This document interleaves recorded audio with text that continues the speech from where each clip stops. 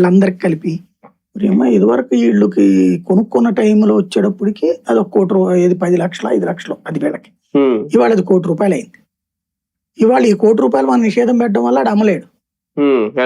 కాబట్టి ఎంత నాకు అది మొదట్లో 10%, తర్వాత 20%, తర్వాత 50-50 స్టేజ్కి వచ్చేసి 50% ఇస్తే నేను నిషేధం నుంచి తీసేస్తాను.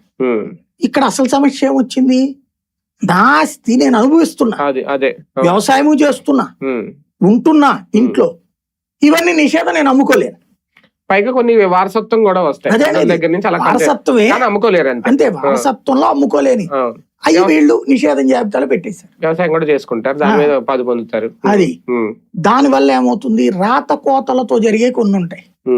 రాత కోతలు ఇప్పుడు ఇది ₹1,00,00,000 వాల్యూ, రాత కోతల్లో 30 లక్షలు ఇస్తాను, నేనేం చేయాలి తర్వాత నువ్వు కనుక అడ్డం తిరిగితే అంటాడు. కాబట్టి రాత కోతలతో జరిగితే ఇంత లాస్ అవుతుంది, 70% 80%. ఒక రకంగా ఇలా రిలీజ్ చేయడం కూడా ఆ భూ యజమాని, ఒక రకంగా యజమాని అనాలి, అన్నులు వాళ్ళకి లాభమే కదా, నష్టమే ఉంటది. ఏది రిలీజ్ నిషేధిత జాబితా నుంచి ఇప్పుడు వాళ్ళు రిలీజ్ చేస్తే వాళ్ళు ఎవరికైనా రిజిస్ట్రేషన్ చేసేసుకుని కదా అడుగుతుంది, వీళ్ళు చేయట్లేదు కదా. అదే అవును, చెయ్యకూడదని గవర్నమెంట్. ఇప్పుడు మొన్న వీళ్ళందరూ కూడా వాస్తవానికి ఫస్ట్ ఇష్యూ బయలులోకి తెచ్చింది ఎవరయ్యా అంటే, జనసేనలో ఇదివరకు ఉన్నటువంటి తిరుపతికి సంబంధించిన డాక్టర్